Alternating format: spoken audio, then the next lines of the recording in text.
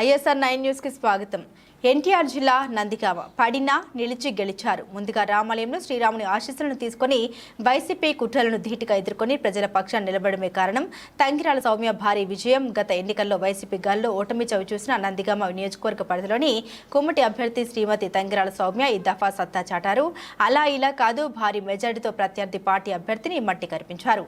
పెళ్లుబిక్కిన అభిమానం. నందిగామ పట్టణం 5వ వార్డులో ఎమ్మెల్యే తంగిరాల సౌమ్యకు వర్తక వ్యాపారస్తులు పూలదండలు, దుష్వాలవాలు, పుష్పగుచ్చాలతో తంగిరాల సౌమ్యకి అభినందన తెలిపారు.